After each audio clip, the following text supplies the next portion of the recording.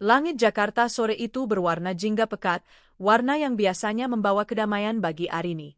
Namun, kedamaian itu terasa seperti barang mahal yang tak terbeli beberapa bulan terakhir ini. Dari jendela ruang keluarga yang megah, ia bisa melihat mobil sedan hitam milik sahabatnya, Riana, memasuki gerbang otomatis rumah mereka.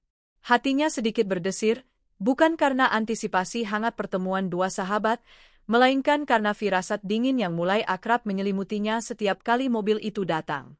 Di sampingnya, Daffa, putra semata wayangnya yang berusia 5 tahun, sedang asyik menyusun menara balok dengan konsentrasi penuh.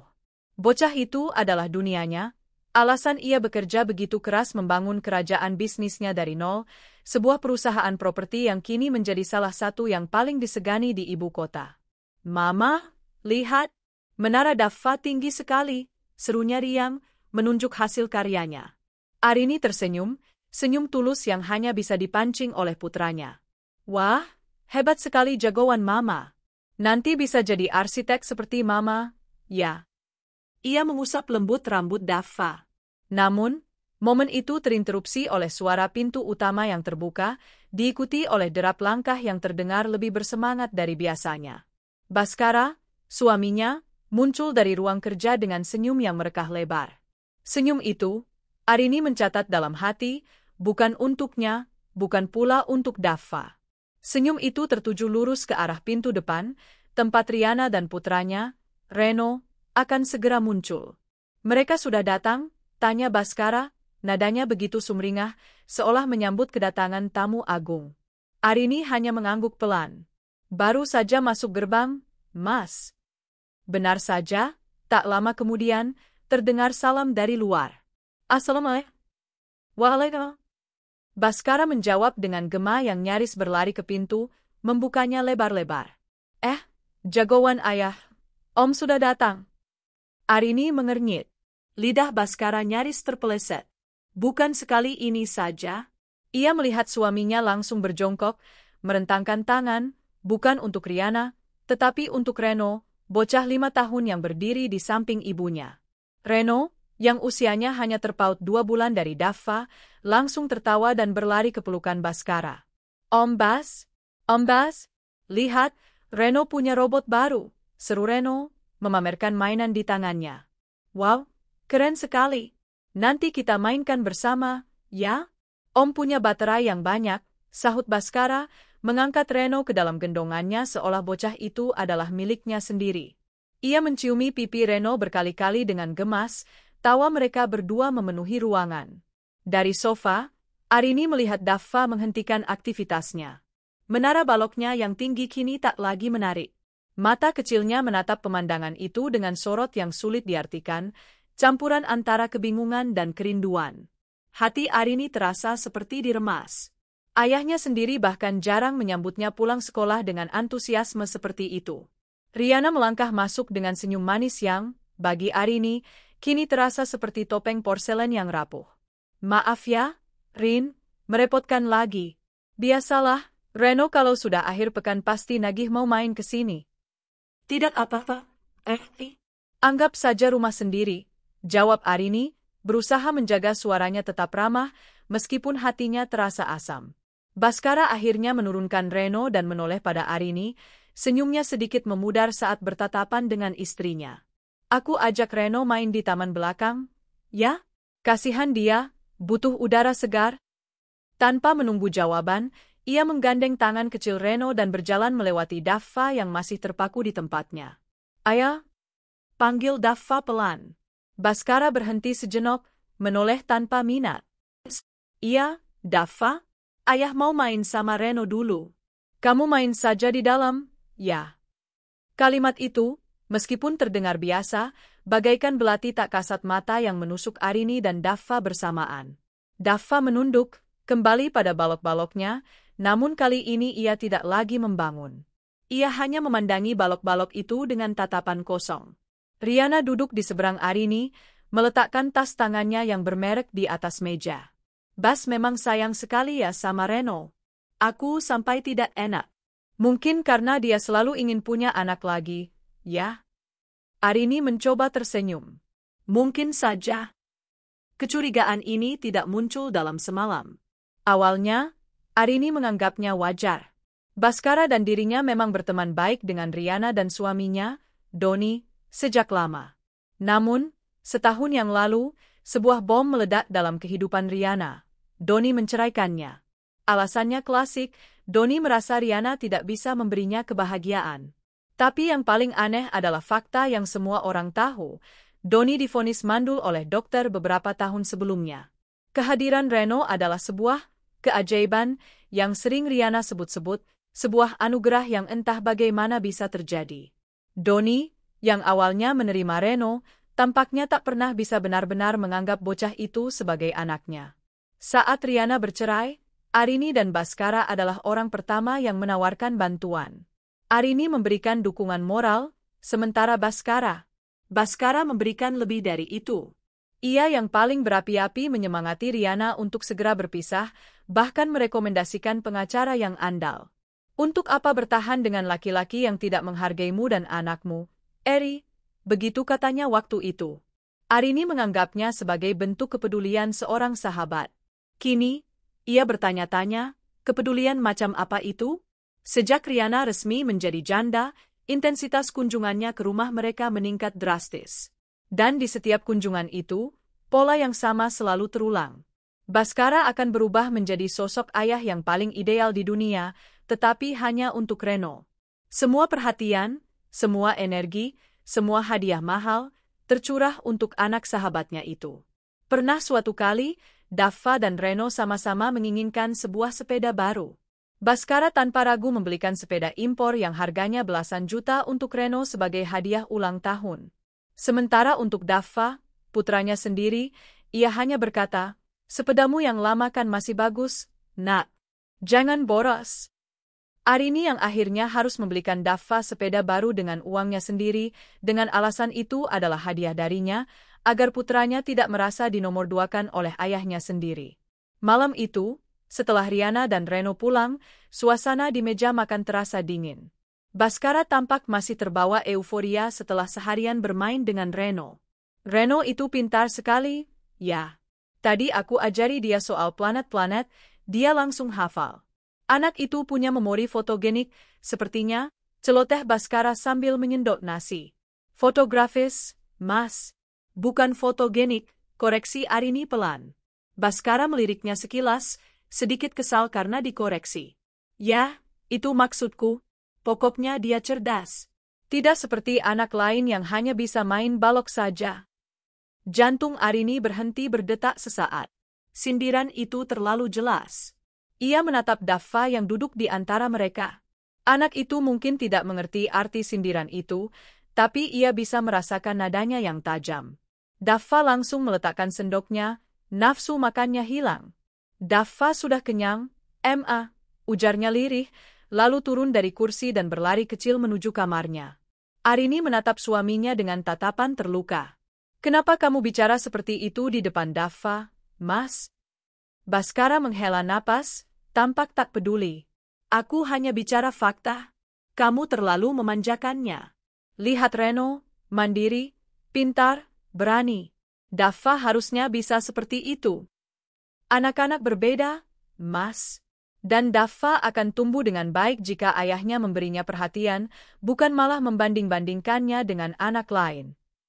Suara Arini sedikit meninggi. Sudahlah, aku lelah.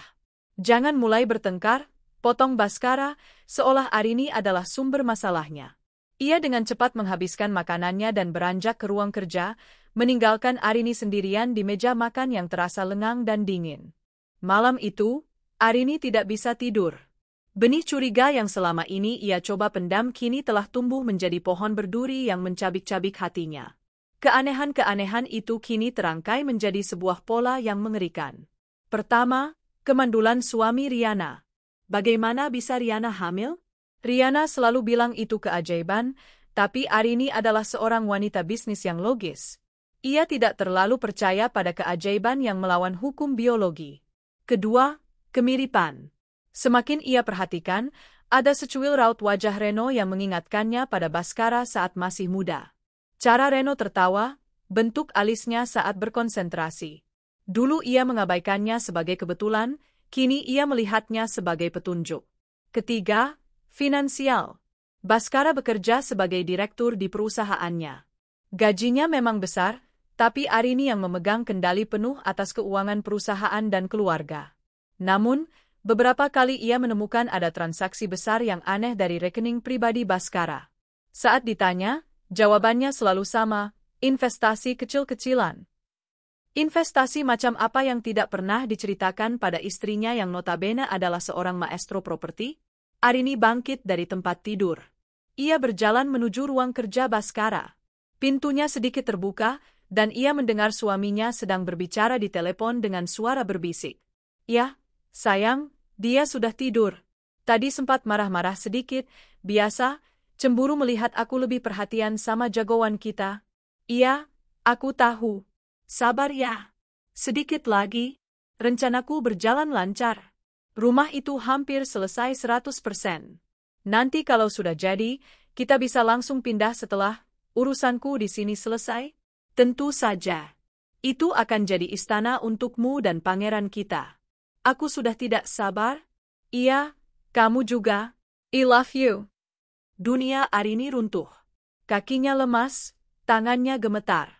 Ia bersandar di dinding koridor yang dingin, berusaha menahan suara isak tangis yang ingin meledak dari dadanya. "Sayang, jagoan kita. Rumah itu, rencanaku." Semuanya menjadi jelas. Jelas sekali hingga menyakitkan. Jagoan kita. Bukan lagi anakmu atau Reno. Tapi jagoan kita. Itu adalah sebuah pengakuan. Rumah itu. Investasi kecil-kecilan yang Baskara sebutkan pastilah sebuah rumah mewah yang dibangunnya diam-diam untuk Riana. Rencana. Baskara memiliki sebuah rencana besar di belakang punggungnya. Rencana yang melibatkan sahabatnya sendiri dan mengorbankan dirinya serta putranya. Pengkhianatan ini begitu dalam, begitu terstruktur, dan begitu keji. Mereka tidak hanya berselingkuh. Mereka membangun sebuah kehidupan paralel di atas penderitaannya, menggunakan uangnya, di bawah atap rumahnya. Mereka telah mempermainkannya seperti orang bodoh. Kemarahan yang dingin dan tajam mulai menggantikan rasa sakitnya. Air matanya berhenti mengalir. Ia tidak akan hancur. Ia yang membangun semua ini, perusahaan, rumah ini, kekayaan ini. Baskara hanyalah seorang direktur yang ia beri jabatan. Tanpanya, Baskara bukan siapa-siapa. Malam itu, di koridor yang gelap, Arini mengambil sebuah keputusan. Ia akan ikut bermain dalam permainan ini. Ia akan membiarkan Baskara dan Riana menyelesaikan rencana mereka. Ia akan mengumpulkan semua bukti, setiap detail dari pengkhianatan mereka. Dan ketika mereka merasa sudah di puncak kemenangan, ketika mereka berpikir sudah berhasil mendapatkan segalanya, saat itulah ia akan menarik permadani dari bawah kaki mereka dan membiarkan mereka jatuh ke dalam jurang yang mereka gali sendiri. Ia kembali ke kamar tidur dengan langkah yang mantap. Ia melihat wajah Baskara yang tertidur pulas, wajah yang pernah sangat ia cintai, kini terlihat seperti wajah monster yang menjijikkan. "Nikmatilah selagi bisa, Mas," bisiknya pada kegelapan. "Karena sebentar lagi, semua yang kamu pikir milikmu akan aku ambil kembali. Termasuk kebebasanmu." Fajar belum menyingsing, tapi perang dalam hidup Arini baru saja dimulai. Dan ia bersumpah, ia akan menjadi pemenangnya. Pagi datang membawa serta keheningan yang aneh. Arini terbangun bukan karena alarm, tetapi karena kesadaran penuh yang tajam menusuk tidurnya. Semalam, ia tidak menangis lagi. Air mata terasa seperti kemewahan yang tidak berguna, sebuah pengakuan kelemahan yang tidak akan ia berikan lagi pada pengkhianat di sebelahnya. Baskara masih tertidur lelap, napasnya teratur, wajahnya damai seolah tak menanggung dosa sedikit pun. Wajah yang semalam terlihat seperti monster, kini di bawah cahaya fajar pucat, hanya tampak seperti seorang pria biasa yang rapuh. Namun, Arini tahu, di balik kerapuhan itu ada kebusukan yang mengakar. Ia bangkit dari ranjang tanpa suara, gerakannya anggun dan terkendali. Tidak ada lagi keraguan atau kesedihan yang memberati langkahnya. Yang ada hanyalah tujuan. Ia mandi, memilih setelan kerja paling tajam dari lemari pakaiannya, blazer biru tua yang tegas, blus sutra putih bersih, dan celana bahan yang jatuh sempurna. Saat ia merias wajahnya di depan cermin, ia tidak melihat lagi sorot mata yang terluka. Ia melihat kilatan baja. Bibirnya ia pulas dengan lipstik merah tua, warna darah dan kekuasaan. Ini adalah baju perangnya. Di meja makan, Daffa sudah duduk manis, diurus oleh asisten rumah tangga. Bocah itu menyambutnya dengan senyum cerah. "Pagi, Mama?" "Pagi, sayang," balas Arini, mencium puncak kepala putranya dengan kehangatan yang tulus. Ini adalah satu-satunya kehangatan yang tersisa di hatinya, dan ia akan melindunginya dengan segala cara. Baskara turun beberapa saat kemudian, menguap dan meregangkan tubuh. Ia menatap Arini dengan sedikit heran. "Tumben sudah rapi sekali pagi-pagi. Ada rapat penting?" Arini menoleh, senyum tipis terukir di bibir merahnya. Senyum yang tidak mencapai matanya. "Iya, Mas. Ada beberapa proyek besar yang harus aku tinjau langsung. Mungkin akan sering sibuk beberapa waktu ke depan." "Oh, baguslah," kata Baskara acuh tak acuh, meraih koran dan mulai membaca sambil menyantap sarapannya. Baginya, kesibukan Arini adalah sebuah keuntungan. Semakin Arini fokus pada pekerjaan, semakin sedikit ia akan memperhatikan gerak-geriknya. Pria itu tidak sadar, kesibukan Arini kali ini adalah proyek untuk membongkar kehidupannya hingga ke fondasi. "Mas," panggil Arini dengan nada ringan. "Nanti Riana mau kesini lagi, tidak? Kasihan Reno kalau akhir pekan hanya di apartemennya yang sempit. Kalau mau kesini, bilang saja. Biar Embot siapkan makanan kesukaannya." Baskara menurunkan korannya, matanya menyiratkan keterkejutan dan rasa lega. Ia mengharapkan pertengkaran lanjutan dari semalam. Sebaliknya, ia mendapat tawaran yang begitu murah hati. "Oh, benarkah? Tentu. Nanti aku kabari dia. Kamu memang istri yang paling pengertian, Rin." Arini hanya tersenyum. "Tentu saja aku pengertian, Mas. Aku mengerti semua rencanamu." Setibanya di kantor, Arini tidak langsung menuju ruangannya. Ia memanggil Sarah, asisten pribadinya yang telah bekerja dengannya selama lebih dari 10 tahun, ke dalam ruang rapat kecil yang kedap suara. Sarah adalah wanita cerdas, efisien, dan yang terpenting, sangat loyal. "Ada apa, Bu?" "Wajah ibu terlihat berbeda hari ini," tanya Sarah, merasakan aura baru dari atasannya. Arini menatap langsung ke mata Sarah. "Sarah, aku butuh bantuanmu untuk sesuatu yang sangat pribadi dan rahasia. Aku ingin kamu melupakan semua tugas rutinmu hari ini. Prioritas utamamu adalah ini. Apakah aku bisa mempercayaimu sepenuhnya?" Sarah menegakkan duduknya. "Sejak hari pertama saya bekerja, loyalitas saya hanya untuk ibu. Katakan apa yang harus saya lakukan." "Bagus," kata Arini. "Pertama, aku butuh daftar firma investigasi swasta terbaik di Jakarta. Cari yang paling profesional, paling rahasia, dan punya rekam jejak tanpa celah. Aku butuh nama dan kontaknya sebelum makan siang. Kedua, aku ingin kamu menarik semua data transaksi dari rekening pribadi dan kartu kredit perusahaan atas nama Baskara. Semuanya, selama 3 tahun terakhir. Aku mau setiap detail, sekecil apapun. Lakukan secara diam-diam melalui divisi keuangan internal kita. Katakan ini untuk audit pribadi dariku. Jangan sampai ada satu orang pun yang curiga, terutama Baskara." Wajah Sarah menegang, ia langsung mengerti arah pembicaraan ini. Ia tidak bertanya mengapa. Ia hanya mengangguk. "Baik, Bu. Akan saya siapkan semuanya. Satu lagi, Sarah. Atur pertemuanku dengan Pak Tirtayasa. Di luar kantor. Katakan ini darurat dan menyangkut aset pribadi." Pak Tirtayasa adalah pengacara keluarga Arini, seorang pria tua cerdik yang telah menangani semua urusan hukum bisnisnya sejak awal. Menggerakkannya berarti Arini telah siap untuk berperang secara hukum. Siang itu, di sebuah restoran privat yang sunyi, Arini bertemu dengan Pak Tirtayasa. Ia tidak berbasa-basi. Ia menceritakan kecurigaannya, meskipun tanpa detail emosional. Ia menyajikannya sebagai sebuah kasus bisnis. Ada aset yang disalahgunakan, ada potensi kerugian besar, dan ada pihak ketiga yang mengambil keuntungan secara ilegal. "Anak itu, Reno. Apa kamu yakin dia anak Baskara? Tanya Pak Tirtayasa dengan tatapan tajam. Secara biologis, aku belum punya bukti. Tapi secara perilaku dan finansial, Baskara memperlakukannya lebih dari anak kandung. Ditambah fakta bahwa suami Riana mandul, ini adalah asumsi yang paling logis, jawab Arini tenang. Pak Tirtayasa mengangguk-angguk pelan.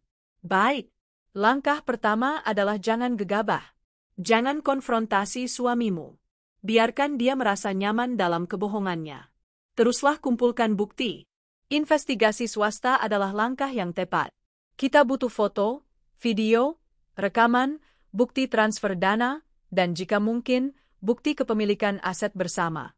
Kita harus membangun kasus yang begitu kokoh sehingga dia tidak punya celah sedikit pun untuk membantah. Tujuan saya bukan hanya perceraian, Pak, sela Arini, matanya berkilat dingin. Saya ingin memastikan dia dan wanita itu tidak mendapatkan sepeser pun dari harta yang saya bangun. Perusahaan ini atas nama saya. Rumah yang kami tinggali adalah warisan orang tua saya. Tapi selama pernikahan, pasti ada harta gono gini.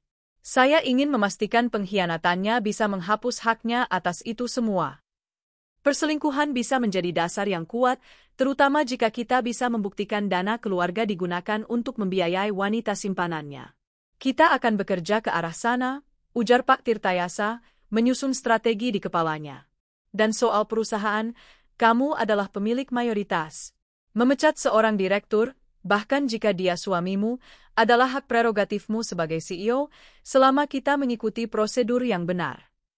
Pertemuan itu mengokohkan tekad Arini. Ia kini punya sekutu yang kuat.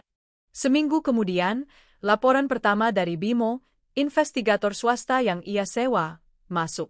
Isinya lebih menyakitkan dari yang ia bayangkan, namun ia membacanya tanpa meneteskan air mata. Laporan itu berisi foto-foto Baskara dan Riana makan siang di restoran mewah, bergandengan tangan di mal. Yang paling memukul adalah serangkaian foto yang diambil dari kejauhan. Baskara, Riana, dan Reno berada di sebuah taman bermain. Mereka tampak seperti keluarga kecil yang sempurna dan bahagia. Baskara menggendong Reno di pundaknya, Riana menyuapinya es krim. Mereka tertawa bersama. Keluarga yang Baskara curi darinya dan Daffa.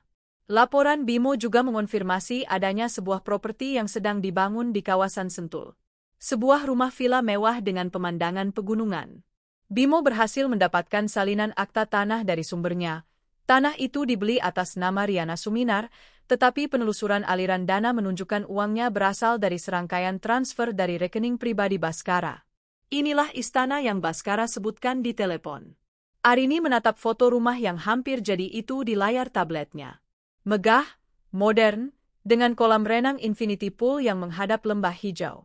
Rumah impian. Rumah yang dibangun dengan keringat dan air matanya, kini akan dinikmati oleh sahabat yang menikamnya dari belakang. Tidak, aku tidak akan membiarkannya, batin Arini. Sebuah ide gila tapi memuaskan mulai terbentuk di benaknya. Bulan berikutnya terasa seperti berjalan di atas pecahan kaca. Arini memainkan perannya dengan sempurna. Ia menjadi istri yang lebih perhatian, lebih sabar, dan lebih pengertian. Ia bahkan proaktif mengajak Riana dan Reno untuk datang.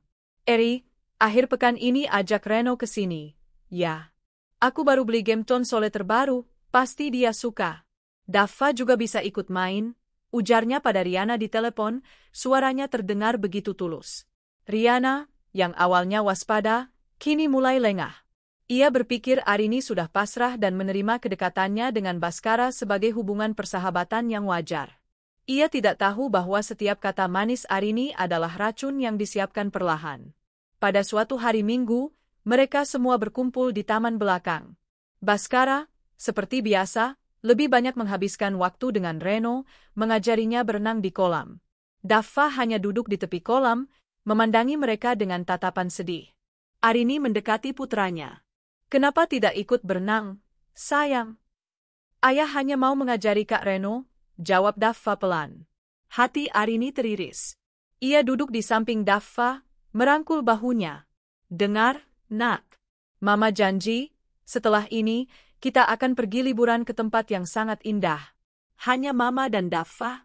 Kita akan berenang sepuasnya di Laut Biru. Mau? Mata Daffa berbinar. Mau? Janji. Janji, bisik Arini.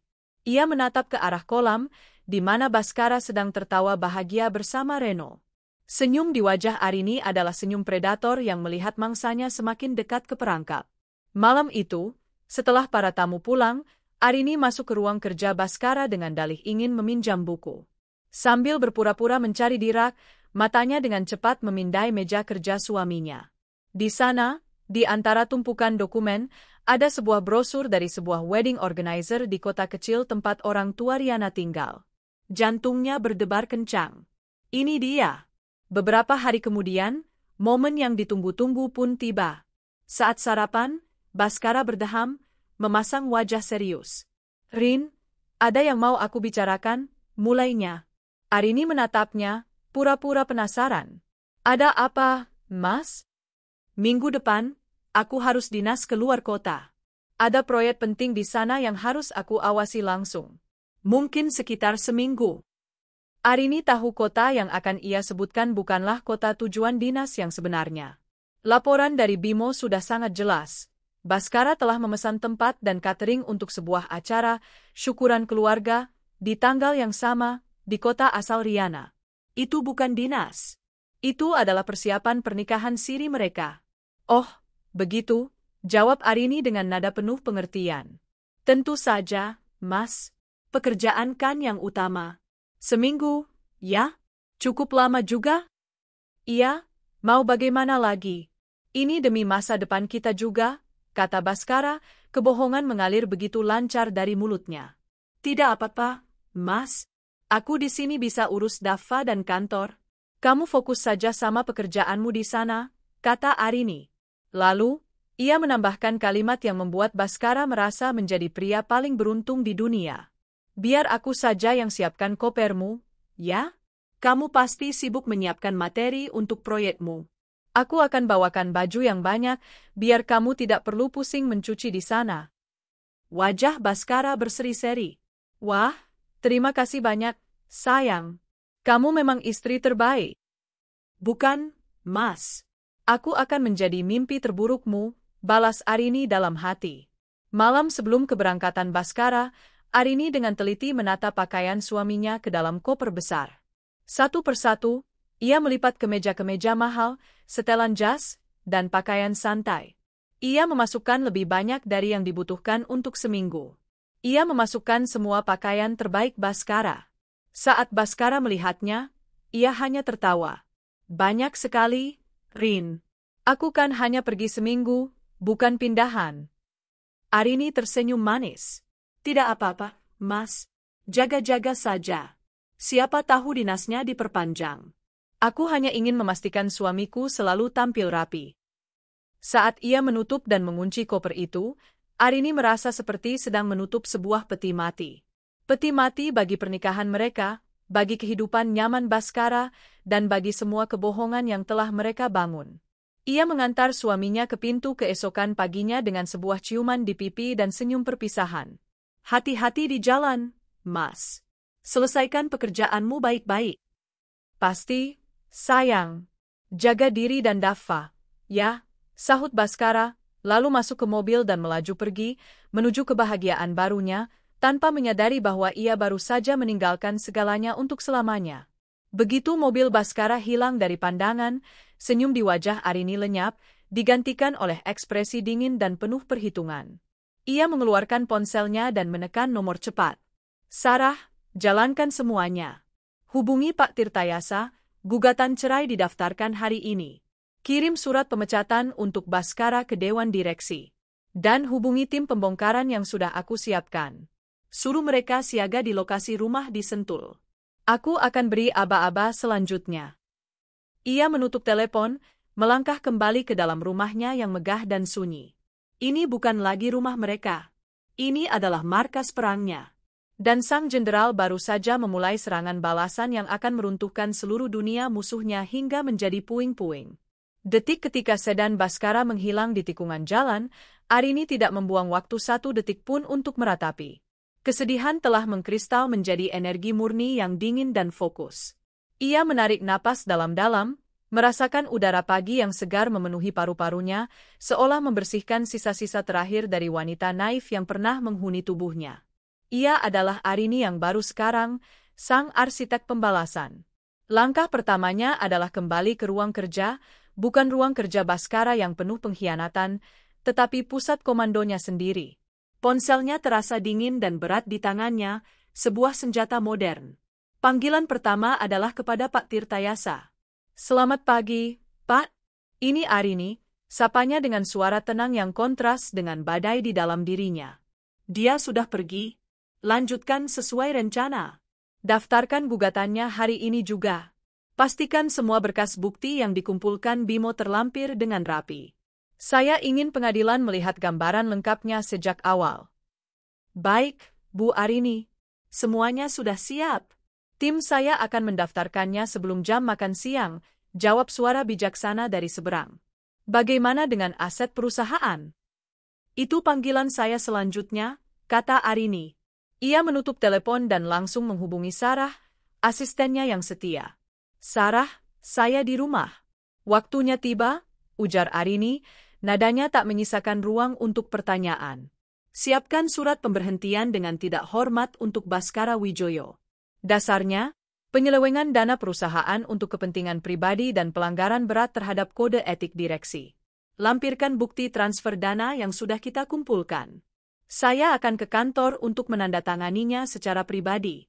Pastikan surat itu juga ditembuskan ke seluruh dewan direksi dan kepala departemen. Saya mau ini resmi dan final hari ini." "Siap, Bu. Saya siapkan sekarang juga," jawab Sarah tanpa ragu. Panggilan ketiga adalah yang paling tidak biasa. Nomor itu milik seorang pria bernama Pak Mandra, kepala kontraktor pembongkaran yang reputasinya terkenal efisien dan diskret. "Pak Mandra, Arini di sini. Tim Anda sudah siaga di dekat lokasi di Sentul." "Sudah, Bu. Sejak subuh tadi. Kami menunggu di titik kumpul sekitar 3 km dari lokasi, seperti instruksi Ibu. Alat berat sudah di trailer, siap bergerak." "Bagus.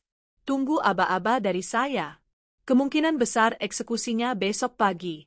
Saya ingin pekerjaan yang bersih dan cepat. Ratakan dengan tanah. Sisakan hanya puing-puing. Dan yang terpenting, tidak ada yang boleh tahu siapa yang memerintahkannya sampai semuanya selesai." "Paham?" "Paham, Bu. Serahkan pada kami," jawab suara serak di telepon. Setelah 3 panggilan itu, 3 bidak catur telah digerakkan. Raja, ratu, dan benteng lawan kini berada dalam ancaman, meski mereka belum menyadarinya. Sementara itu, ratusan kilometer jauhnya, Bhaskara mengemudi dengan perasaan ringan dan penuh kemenangan. Musik mengalun dari speaker mobil, ia bersenandung kecil, membayangkan wajah Riana yang akan menyambutnya. Arini? Istrinya itu begitu mudah ditipu. Sikap pengertiannya beberapa minggu terakhir ini adalah bukti bahwa Arini terlalu sibuk dengan dunianya sendiri untuk mencurigai apapun. Koper yang penuh sesak dengan pakaian di bagasi terasa seperti restu terselubung. Ia merasa pintar, tak terkalahkan. Ia tiba di kota kecil tempat orang tua Riana tinggal menjelang sore. Riana sudah menunggunya di sebuah kafe di perbatasan kota, tidak ingin Bhaskara terlihat datang langsung ke rumah orang tuanya. Saat melihat Bhaskara, Riana langsung berlari memeluknya erat. "Akhirnya, Mas, aku sudah tidak sabar," bisiknya. "Sabar, sayang. Semua akan indah pada waktunya." "Dan waktu itu adalah besok," jawab Bhaskara, mencium kening Riana. Mereka tampak seperti pasangan yang dimabuk cinta, merayakan kebebasan yang mereka curi. Di rumah orang tua Riana, suasana terasa hangat namun sedikit canggung. Ayah Riana, seorang pensiunan guru yang berpegang teguh pada prinsip, menatap Bhaskara dengan tatapan yang sulit diartikan. Ia telah diyakinkan oleh Riana bahwa Bhaskara sedang dalam proses perceraian yang damai dan akan segera menyelesaikan semuanya secara resmi. "Jadi, statusmu saat ini masih suami orang, Nak Bhaskara?" tanya sang ayah lugas saat mereka duduk di ruang tamu. Bhaskara tersenyum penuh percaya diri. "Secara hukum, iya, Pak. Tapi secara batin, sudah lama berakhir. Kami sudah sepakat untuk berpisah baik-baik. Ini hanya masalah waktu dan formalitas. Arini pun sudah merestui saya untuk memulai hidup baru." Dia wanita yang baik dan berjiwa besar. Kebohongan itu meluncur begitu mulus, membuat Riana dan ibunya tersenyum lega. Sang ayah hanya mengangguk pelan, memilih untuk mempercayai calon menantunya. Mereka tidak tahu bahwa wanita berjiwa besar itu sedang berada di kantornya, menandatangani dokumen yang akan melenyapkan seluruh fondasi kehidupan nyaman Baskara. Di Jakarta, Arini menatap tumpukan dokumen di hadapannya. Di sebelah kiri, gugatan cerai setebal puluhan halaman, penuh dengan lampiran foto, bukti transaksi bank, dan kesaksian tertulis dari Bimo, sang investigator. Menandatanganinya terasa seperti mencabut sebuah organ dari tubuhnya, sakit namun perlu untuk bertahan hidup. Tangannya gemetar sesaat sebelum menorehkan tinta, tapi matanya tetap setajam elang. Di sebelah kanan, surat pemecatan Baskara. Ia membacanya sekali lagi, memastikan bahasanya profesional dan tak terbantahkan secara hukum. Dengan tanda tangannya, ia tidak hanya memecat seorang suami, tetapi juga seorang direktur yang telah mengkhianati kepercayaan perusahaan yang ia bangun dengan darah dan keringat. Sarah, pindai semua dokumen ini. Kirim salinan digitalnya ke alamat email pribadi saya. Yang asli, arsipkan dengan baik. Surat pemecatan segera distribusikan secara internal, perintah Arini dengan suara mantap. Langkah selanjutnya adalah yang paling menyakitkan sekaligus yang paling penting. Ia pulang lebih awal hari itu. Ia menemukan Daffa sedang menggambar di kamarnya. "Mama sudah pulang?" tanya Daffa riang. Arini duduk di tepi ranjang, memeluk putranya erat. "Iya, sayang. Mama mau menghabiskan waktu sama Daffa." Ia memandangi wajah polos putranya, sumber kekuatannya. Setiap tindakan kejam yang ia rencanakan, ia lakukan untuk melindungi masa depan anak ini. Untuk memastikan anak ini tidak akan pernah lagi merasa dinomorduakan. Malam itu, ia membuka laptopnya dan mulai mengerjakan hadiah pernikahan untuk Baskara dan Riana. Bimo telah memberinya semua materi mentah, ratusan foto, puluhan jam rekaman video pengawasan, dan salinan digital dari dokumen-dokumen keuangan. Arini, dengan ketelitian seorang arsitek merancang sebuah gedung, mulai menyusun sebuah video. Bukan video murahan berisi adegan perselingkuhan. Ini adalah sebuah narasi. Sebuah cerita visual tentang pengkhianatan. Video itu dimulai dengan gambar-gambar bahagia keluarga kecil mereka di masa lalu, Arini, Baskara, dan Daffa yang masih bayi. Lalu, adegan berganti. Foto Baskara dan Riana makan siang mesra, disandingkan dengan foto Arini yang sedang rapat hingga larut malam di hari yang sama. Video Baskara membelikan Renault sepeda mahal seharga puluhan juta, dipotong dengan adegan Baskara berkata pada Daffa bahwa sepedanya masih bagus.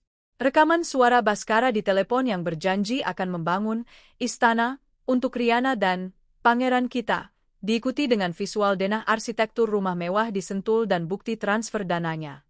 Klimaks dari video itu adalah perbandingan yang paling brutal. Rekaman CCTV dari taman belakang rumah menunjukkan Baskara tertawa dan bermain dengan Renault, sementara Daffa duduk sendirian di tepi kolam. Gambar itu diperlambat, di-zoom ke wajah Daffa yang kesepian. Di bawahnya, Arini menambahkan teks sederhana, "Anakku, yang kau nomorduakan demi anak harammu." Video itu ditutup dengan gambar close-up tanda tangan Arini di atas surat gugatan cerai dan surat pemecatan Baskara. Lalu layar menjadi hitam, dan muncul tulisan terakhir, "Selamat menempuh hidup baru di atas penderitaanku. Nikmatilah, Arini, istrimu, untuk saat ini." Ia menyimpan file itu di sebuah tablet mewah yang baru, membungkusnya dalam kotak hadiah yang elegan bersama dengan salinan fisik surat cerai dan surat pemecatan. Paket itu ia serahkan pada seorang kurir khusus dengan instruksi yang sangat spesifik. Keesokan harinya adalah hari pernikahan. Di rumah orang tua Riana, sebuah upacara nikah siri yang sederhana namun hikmat dilangsungkan. Baskara, mengenakan kemeja batik terbaiknya, yang dipilihkan Arini, duduk di hadapan penghulu dengan wajah berseri-seri. Riana, dalam balutan kebaya putih sederhana, tampak anggun dan bahagia. Reno duduk di pangkuan neneknya, tersenyum melihat ibunya. Mereka mengucapkan ijab kabul. "Sah," kata para saksi. Baskara dan Riana kini resmi menjadi suami istri secara agama. Mereka saling berpandangan, mata mereka berkaca-kaca karena bahagia. Mereka berhasil. Mereka telah menang. Para tamu undangan, yang hanya terdiri dari keluarga inti dan beberapa tetangga dekat, memberikan selamat. Di tengah suasana bahagia itulah, seorang kurir berseragam rapi datang. "Permisi, paket untuk Bapak Baskara Wijoyo dan Ibu Riana Suminar." Baskara mengerutkan kening. "Dari siapa?" "Pengirimnya hanya menulis, sebuah hadiah pernikahan," jawab kurir itu sopan. Riana tertawa kecil. "Wah, siapa ya yang mengirim hadiah secepat ini? Mungkin teman kantor, Mas." Baskara menerima kotak elegan itu dengan rasa penasaran. Ia membawanya ke tengah ruangan, di hadapan semua keluarga. "Wah, kita buka bersama-sama ya, hadiah pertama untuk pernikahan kita." Semua orang tersenyum, menantikan isinya. Baskara membuka kotaknya. Di dalamnya, ia melihat sebuah tablet, tergeletak di atas beberapa lembar kertas. Ia mengambil kertas-kertas itu terlebih dahulu. Matanya membelalak.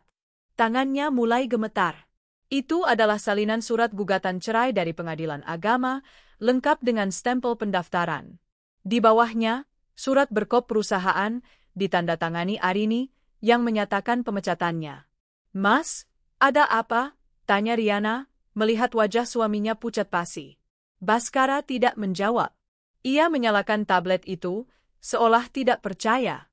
Layarnya menyala, dan video yang telah disiapkan Arini mulai berputar secara otomatis. Ruangan yang tadinya penuh tawa dan ucapan selamat, kini hening seketika. Semua mata tertuju pada layar tablet. Adegan-adegan pengkhianatan itu terpampang nyata. Foto mesra, bukti transfer uang, perbandingan perlakuan antara Dava dan Reno. Semuanya disaksikan oleh ayah, ibu, paman, dan bibi Riana. Wajah Riana berubah dari bahagia menjadi horor. Ibunya menutup mulut tak percaya. Ayahnya, yang sedari awal menaruh curiga, kini menatap Baskara dengan amarah yang membara. Para tamu undangan mulai berbisik-bisik, tatapan mereka berubah dari simpati menjadi cemoohan. Saat video menampilkan wajah sedih Dava di tepi kolam, beberapa kerabat wanita Riana menggelengkan kepala dengan pandangan jijik. Puncaknya adalah ketika tulisan terakhir dari Arini muncul di layar. Keheningan pecah. "Jadi ini yang kamu sebut, berpisah baik-baik." Suara ayah Riana menggelegar seperti petir. "Kamu menipu putriku. Kamu menipu kami semua. Kamu datang ke sini, menikahi anakku, padahal kamu masih terikat pernikahan dan kamu melakukan semua ini dengan uang istrimu." "Pak, saya bisa jelaskan?" gagap Baskara. "Jelaskan apa lagi?" "Bukti ini lebih jelas dari siang hari," bentak sang ayah. "Pergi kamu dari rumah ini. Bawa anakmu ini. Kalian telah mencoreng nama baik keluarga. Pernikahan ini tidak sah di mata saya. Pergi." Para tamu undangan mulai menghakimi. Tidak tahu malu. Menikahi sahabat istrinya sendiri. Dasar pelakor. Hujatan itu ditujukan pada Riana dan Baskara. Mereka yang tadinya adalah sepasang pengantin baru yang bahagia, kini menjadi pesakitan di pengadilan keluarga mereka sendiri. Ibu Riana menangis histeris. Kerabat yang lain mengusir mereka dengan tatapan dingin. Di tengah kekacauan itu, Baskara meraih ponselnya, jarinya gemetar saat menekan nomor Arini. Arini sedang duduk di tepi kolam renang rumahnya, memandangi Dava yang sedang berenang dengan ria menggunakan pelampung baru. Ponselnya berdering. Ia melihat nama, Baskara, di layar. Ia menjawabnya dengan tenang. "Apa maksudmu, Arini? Kau menghancurkan semuanya," teriak Baskara dari seberang, suaranya penuh amarah dan kepanikan. Arini tersenyum tipis. "Menghancurkan apa, Mas? Bukankah aku hanya mengirimkan hadiah untuk pernikahan kalian? Selamat, ya. Semoga kalian bahagia." Kau gila. "Kau akan menyesal."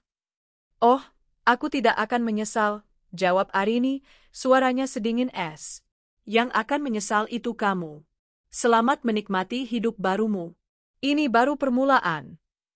Ia menutup telepon, memblokir nomor Baskara. Ia kembali menatap Dava. Perang baru saja dimulai, dan ia telah memenangkan pertempuran pertama dengan telak. Musuhnya kini terluka, dipermalukan, dan diusir. Mereka pikir mereka masih punya tempat untuk lari. Mereka belum tahu, istana yang mereka impikan sebentar lagi akan menjadi debu. Udara di ruang tamu orang tua Riana terasa pengap, syarat dengan penghakiman dan kekecewaan yang tak terucap. Suara tangis ibu Riana menjadi musik latar yang mengiringi pengusiran mereka. Ayah Riana berdiri di ambang pintu seperti seorang algojo, tangannya menunjuk ke jalan, wajahnya keras seperti batu.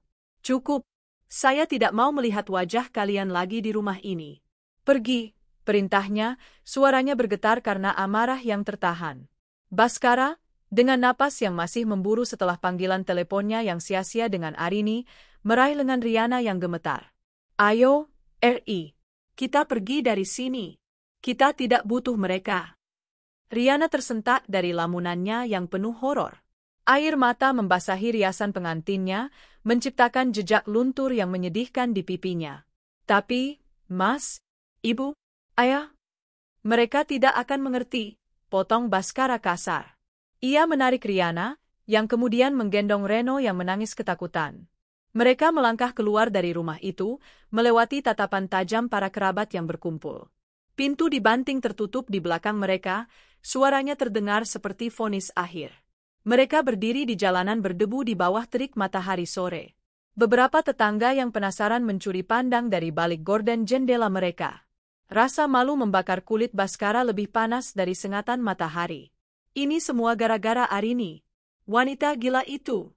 Dia merencanakan semua ini, desis Baskara, lebih pada dirinya sendiri. Kemarahan memberinya secercah kekuatan. Seharusnya kamu jujur padaku, Mas, isak Riana, akhirnya menyalahkan Baskara. Kamu bilang kalian akan berpisah baik-baik. Kamu bilang dia sudah merestui.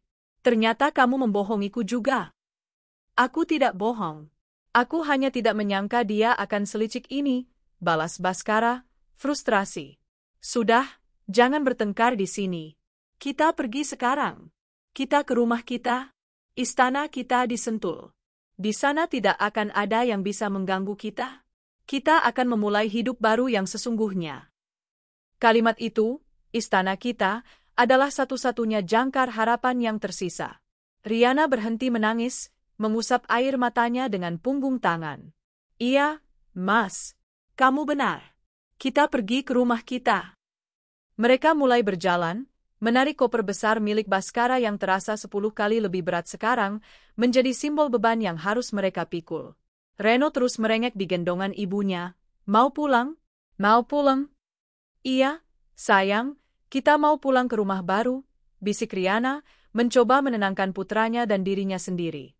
Mereka berjalan beberapa blok menuju tempat Baskara memarkir mobil sedannya. Namun, saat mereka tiba di lokasi, yang mereka temukan hanyalah sebuah ruang kosong di tepi jalan. Mobil itu tidak ada. Loh, di mana mobilnya? Gumam Baskara, matanya liar mencari ke sekeliling. Aku yakin parkir di sini tadi pagi. Mungkin kamu lupa. Mas? Mungkin di tikungan depan? Tanya Riana, kepanikan baru mulai merayap di nadanya. Mereka berjalan mondar-mandir, melihat ke setiap sudut, setiap celah parkir. Mobil sedan hitam mewah itu lenyap tak berbekas. Baskara merogoh sakunya, mengeluarkan ponselnya untuk menelepon polisi, namun ia berhenti. Sebuah kesadaran yang mengerikan menghantamnya. Mobil itu adalah aset perusahaan. Mobil itu terdaftar atas nama PT Arini Jaya Property. Arini tidak hanya memecatnya. Dia juga telah mengambil kembali fasilitas perusahaan. Arini? Desis Baskara, giginya gemeletup. Ini pasti perbuatannya juga. Dia menarik mobilnya. Apa? Pekit Riana, matanya membelalak. Lalu kita bagaimana? Bagaimana kita ke Sentul? Kenyataan menghantam mereka seperti dinding beton. Mereka terdampar di kota kecil ini, tanpa kendaraan, tanpa dukungan keluarga, hanya dengan beberapa tas pakaian dan seorang anak kecil yang lelah. Kemewahan dan kenyamanan yang selama ini mereka nikmati, yang semuanya berasal dari Arini, kini dicabut satu persatu.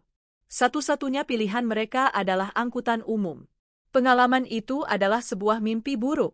Bayangkan, seorang Baskara Wijoyo, direktur yang biasa duduk di kursi kulit empuk di mobil ber-AC, kini harus berdesakan di dalam sebuah angkot yang panas dan reyot. Ia harus bersusah payah mengangkat koper besarnya ke dalam, mengundang tatapan kesal dari penumpang lain. Riana duduk berimpitan, memangku Reno yang terus menangis karena kepanasan dan tidak nyaman. Bau keringat dan asap knalpot memenuhi udara. Perjalanan itu terasa seperti selamanya. Dari satu angkot ke angkot lain, lalu naik bus antar kota yang penuh sesak. Setiap guncangan bus terasa seperti ejekan terhadap nasib mereka. Baskara menatap keluar jendela, melihat pemandangan yang berlalu kabur, pikirannya berkecamuk. Ia telah meremehkan Arini. Ia mengira Arini adalah wanita rumahan yang pasif, yang dunianya hanya seputar Daffa dan butik-butik mahal. Ia lupa, di balik itu semua, Arini adalah seorang pebisnis ulung, seorang CEO yang membangun kerajaannya dari nol. Wanita itu tidak berperang dengan air mata. Ia berperang dengan strategi, dengan hukum, dan dengan kekuasaan absolut atas aset-asetnya. Riana, di sisinya, terdiam 1000 bahasa. Wajahnya pucat dan kuyu. Impiannya menjadi nyonya di istana megah kini terasa semakin jauh. Perjalanan yang seharusnya menjadi arak-arakan kemenangan menuju kehidupan baru, kini terasa seperti perjalanan para pesakitan menuju kamp kerja paksa. Hampir 6 jam kemudian, saat senja mulai mewarnai langit dengan warna lembayung, mereka akhirnya tiba di gerbang kompleks perumahan elit di Sentul. Ongkos taksi online terakhir menguras sisa uang tunai di dompet Baskara. Mereka turun dengan tubuh letih dan pakaian kumal. Kita sampai, sayang, bisik Baskara, mencoba menyuntikkan semangat pada Riana yang tampak putus asa. Lihat, sebentar lagi kita bisa istirahat di rumah kita. Mereka berjalan melewati pos keamanan, menuju kafling paling ujung yang memiliki pemandangan terbaik. Dari kejauhan, mereka seharusnya sudah bisa melihat atap rumah mereka yang megah menjulang. Namun, yang terlihat hanyalah langit senja yang terbuka. Saat mereka semakin dekat, langkah mereka melambat. Jantung Baskara mulai berdebar tak karuan. Ada yang salah. Sangat salah. Ketika mereka akhirnya tiba di lokasi, di tempat di mana seharusnya berdiri sebuah villa modern 2 lantai dengan kolam renang infinity pool, yang mereka temukan hanyalah sebidang tanah kosong yang porak-poranda. Tumpukan beton yang hancur, batang-batang besi beton yang bengkok dan mencuat ke langit seperti tulang belulang monster, serpihan kaca, dan debu tebal menutupi segalanya. Rumah itu tidak ada lagi. Yang tersisa hanyalah puing-puing, seolah baru saja dihantam oleh gempa bumi dahsyat atau bom. Jejak ban alat berat masih terlihat jelas di tanah yang gembur. Tidak mungkin. Bisik Riana, tas tangannya jatuh dari genggamannya. Kakinya lemas, dan ia terduduk di atas tanah berdebu. Pandangannya kosong, menatap kehancuran total di hadapannya. Ini bukan sekadar rumah yang hancur. Ini adalah masa depannya, harapannya, harga dirinya, semuanya telah diratakan dengan tanah. Baskara berdiri mematung, rahangnya mengeras, tangannya terkepal begitu erat hingga buku-buku jarinya memutih. Awalnya ia syok, tak percaya. Ia berkeliling seperti orang gila, seolah berharap ini hanya ilusi. Tapi ini nyata. Bau debu dan semen yang baru dihancurkan menusuk hidungnya. Arini! Teriaknya, suaranya pecah, menggema di lembah yang sunyi itu. Sebuah teriakan yang penuh dengan amarah, kekalahan, dan keputusasaan murni. Ia meraih ponsel Riana, karena nomornya sendiri sudah diblokir, dan dengan jari gemetar, menekan nomor Arini. Panggilan itu tersambung. Halo, suara Arini terdengar begitu tenang, begitu dingin, seolah ia sedang menerima telepon dari seorang klien. Apa yang sudah kau lakukan, hah? Kau hancurkan rumahnya. Kau benar-benar sudah gila, sembur Baskara, suaranya serak karena berteriak. Terdengar jeda sejenak di seberang. Rumah yang mana, Mas? Tanya Arini dengan nada pura-pura bingung. Oh, maksudmu bangunan ilegal di Sentul itu? Itu rumah kami. Istana kami? Koreksi, sela Arini, suaranya berubah setajam pisau bedah. Itu adalah tumpukan material bangunan yang dibeli menggunakan uang hasil penggelapan dari perusahaanku, dibangun di atas tanah yang juga dibeli dengan uangku. Aku hanya mengambil kembali apa yang menjadi hakku. Karena aku tidak butuh bangunan bekas, jadi aku putuskan untuk membersihkan lahannya. Uangku, propertiku, keputusanku. Kamu tidak punya hak apapun di sana. Setiap kata adalah tamparan. Baskara kehabisan napas, kehabisan kata-kata. Lalu kami harus tinggal di mana malam ini? Tanyanya dengan suara putus asa. Reno, yang merasakan ketegangan memuncak, mulai menangis lebih keras. Arini terdiam sejenak, Baskara nyaris bisa mendengar senyum dingin di ujung sana. Itu bukan lagi urusanku, Baskara, jawabnya.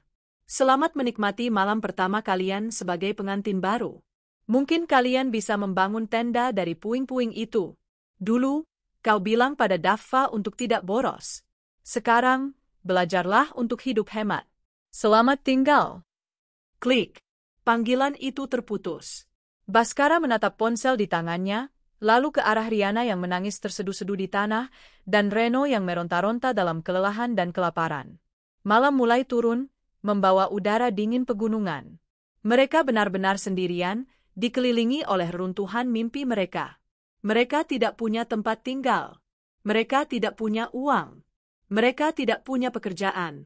Mereka telah diusir, dipermalukan, dan dilucuti dari segalanya. Sang pengantin baru kini menjadi gelandangan.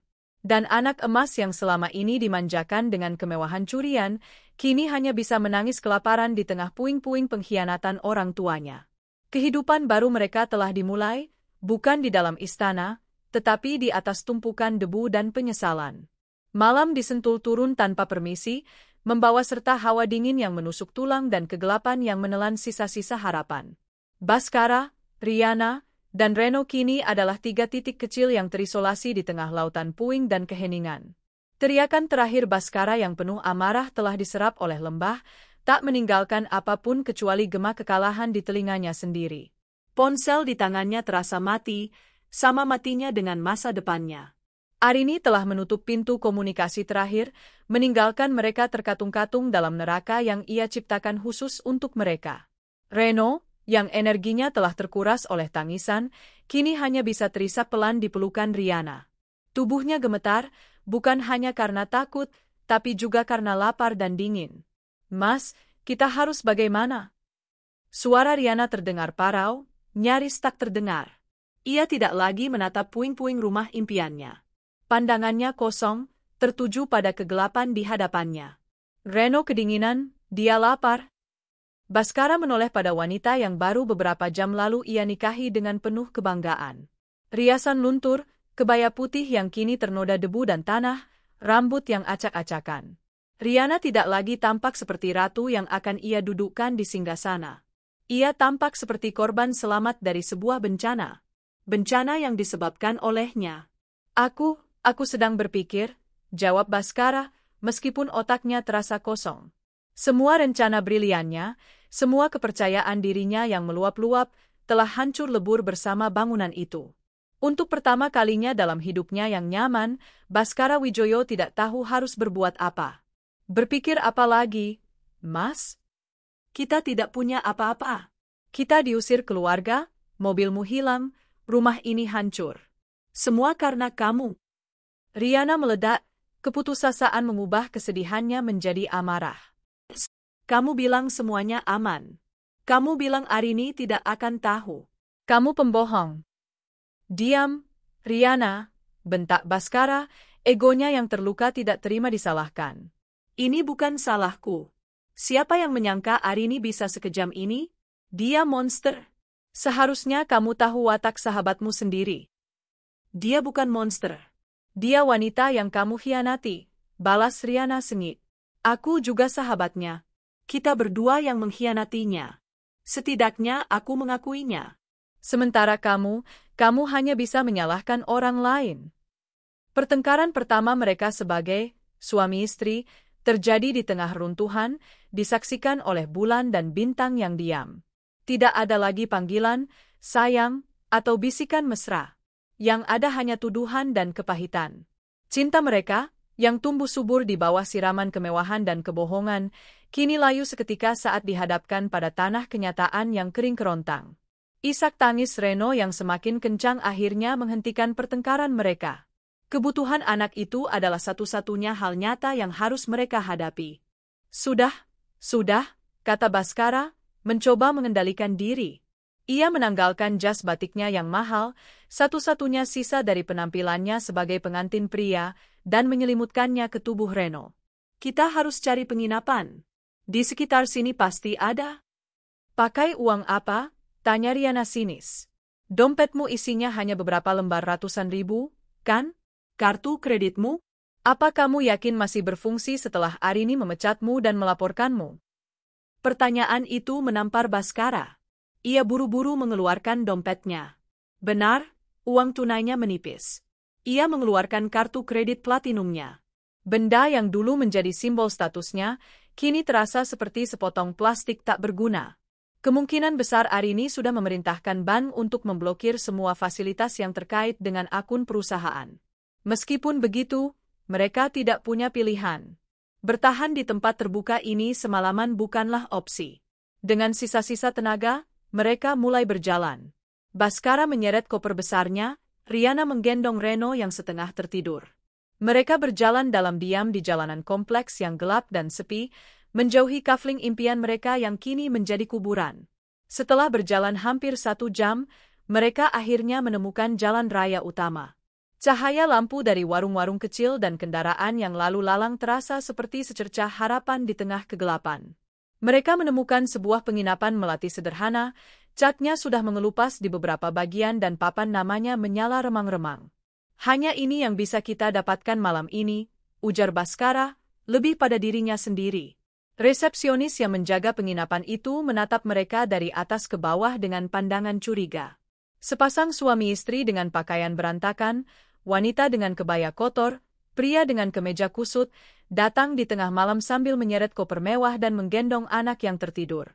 1 malam, kamar paling murah, kata Baskara, mencoba menjaga wibawanya. 150.000. Bayar di muka, jawab penjaga itu ketus. Baskara mengeluarkan 2 lembar uang 100 ribuan dengan berat hati. Uang itu terasa begitu berharga sekarang. Setelah menerima kunci, mereka menaiki tangga menuju kamar mereka. Lorongnya berbau apek dan lembab. Kamar itu adalah antitesis dari semua yang pernah mereka kenal. Sprei yang tipis dan terasa agak lengket, sebuah kipas angin berkarat yang berputar berisik di langit-langit, dinding dengan bercak-bercak air, dan kamar mandi kecil dengan bau pembersih yang menyengat. Inilah suite bulan madu mereka.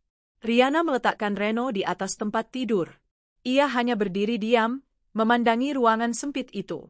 Tawa getir keluar dari mulutnya. Selamat, Nyonya Baskara, ujarnya pada dirinya sendiri dengan nada mengejek. Selamat datang di istana barumu. Baskara tidak menggubrisnya. Perutnya keroncongan. Aku cari makan sebentar, katanya, lalu keluar tanpa menunggu jawaban. Ia kembali 20 menit kemudian membawa sekantong kresek berisi 2 bungkus nasi dengan lauk telur dadar dan sebungkus mie instan seduh untuk Reno.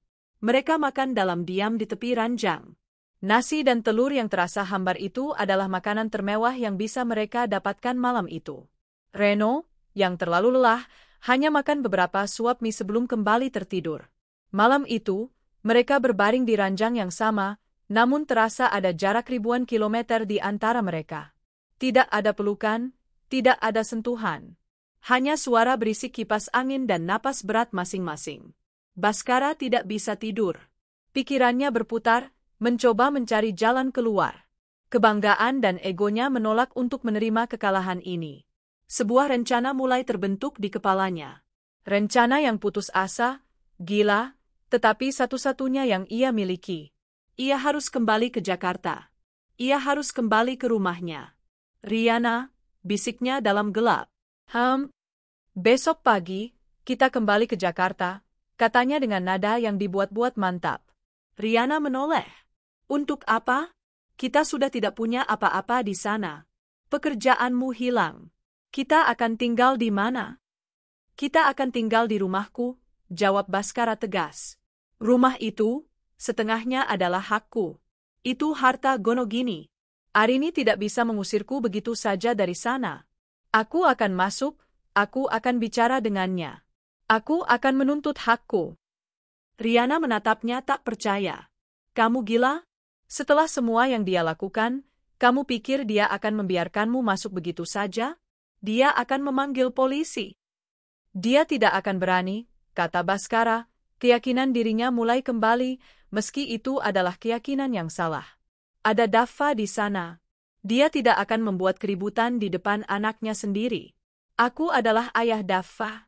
Aku punya hak untuk bertemu anakku. Ini adalah satu-satunya jalan kita, RI. Setidaknya kita punya atap di atas kepala selagi aku mencari cara untuk membalas Arini.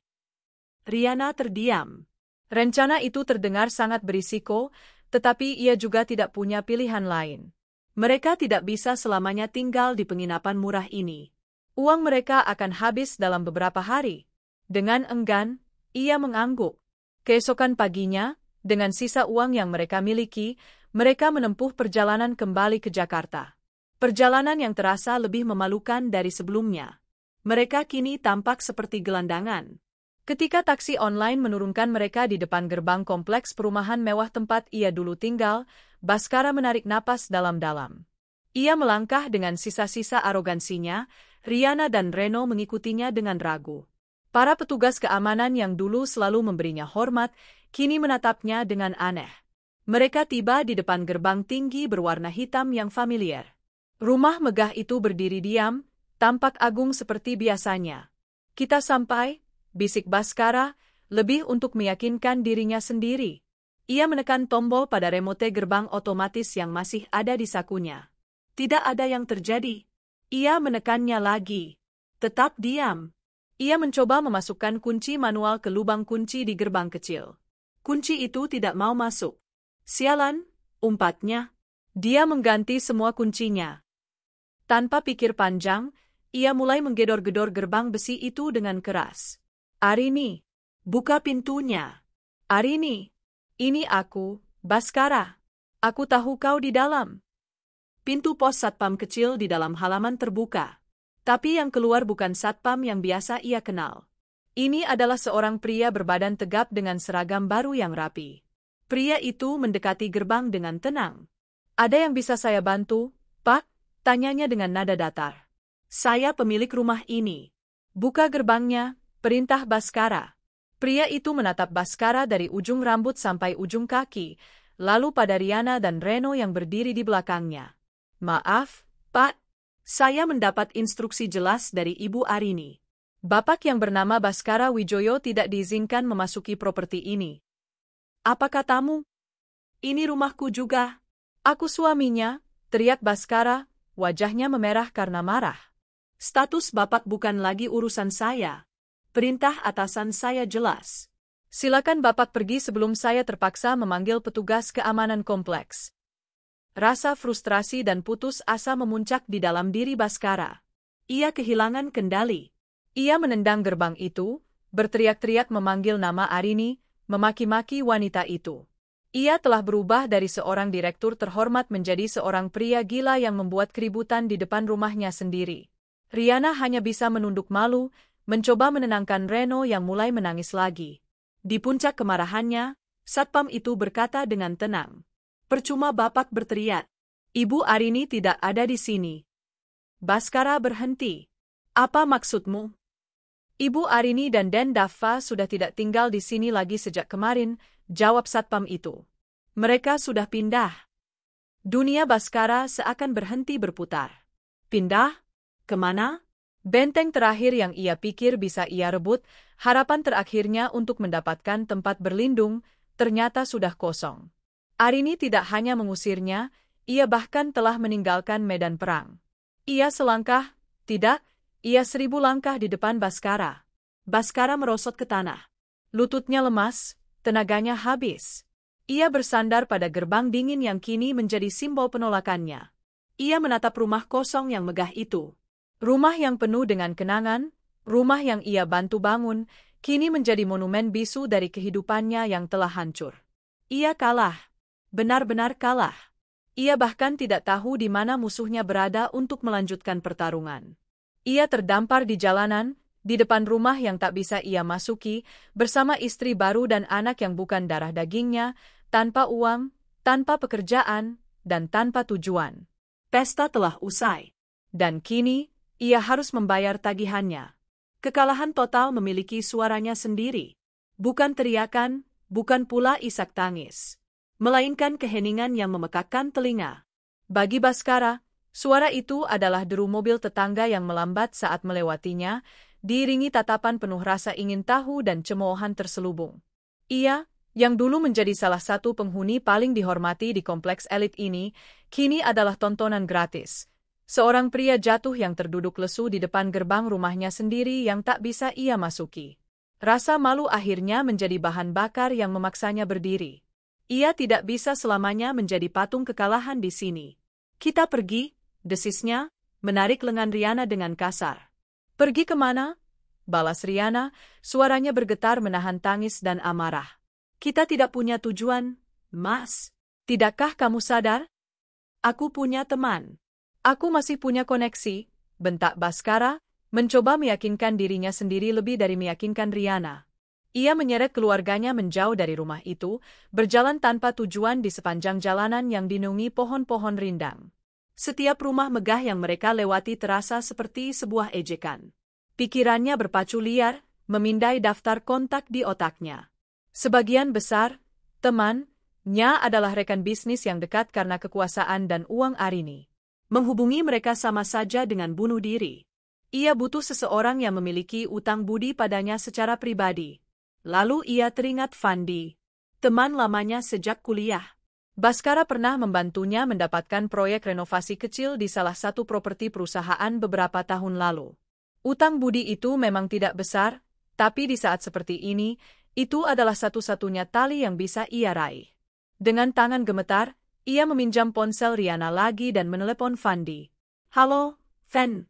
Ini gue, Baskara. Sapanya, mencoba terdengar ceria, seolah ini hanyalah panggilan biasa. Ada jeda hening di seberang. Bas? Tumben. Ada apa? Suara Fandi terdengar hati-hati. Kabar pasti sudah menyebar seperti api di padang rumput kering. Lingkaran sosial mereka tidak besar, dan drama sebesar ini adalah gosip terpanas abad ini. Gue lagi ada sedikit masalah, Fen. Baskara memulai, menelan ludah dan harga dirinya. Gue lagi di luar rumah, sama Riana dan anaknya. Bisa tolong gue nggak? Cuma untuk sementara. Gue butuh tempat untuk menenangkan diri. Hening lagi. Baskara bisa mendengar Fandi menghela napas. Masalah apa, Bas? Gue dengar, kabar nggak enak soal lo dan Bu Arini. Itu rumit, Fen. Nanti gue jelaskan. Gue cuma butuh tempat untuk 1 atau 2 malam saja, sampai gue bisa bereskan semuanya. Lo tahu kan, gue pernah bantu lo dulu. Baskara terpaksa memainkan kartu utang budinya. Suara Fandi terdengar semakin ragu. Gue nggak bisa bawa lo ke rumah utama, Bas. Istri gue, lo tahu sendiri dia teman arisannya Arini. Bisa perang dunia. Tapi, ada paviliun tua di belakang rumah yang kosong. Dulu dipakai untuk supir, tapi sudah lama nggak terpakai. Kalau lo nggak masalah?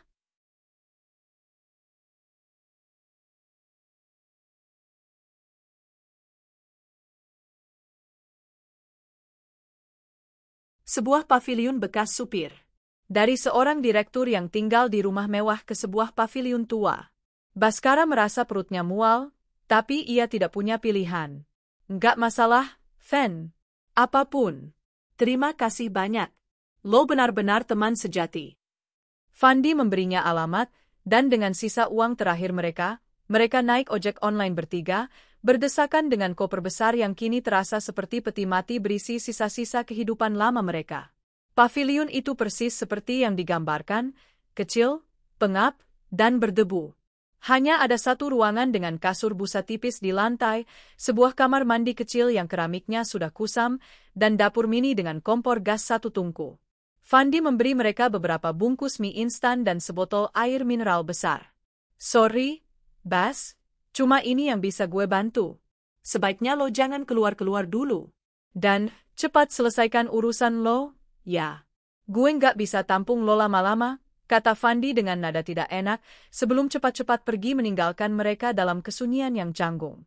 Pintu ditutup, dan kenyataan baru menghantam mereka dengan brutal. Inilah titik terendah mereka. Malam itu, setelah Reno akhirnya tertidur di kasur tipis, pertengkaran yang lebih sengit dari sebelumnya meledak. Jadi ini, koneksi, yang kamu banggakan? Kita tinggal di kandang bekas supir, desis Riana, suaranya penuh racun.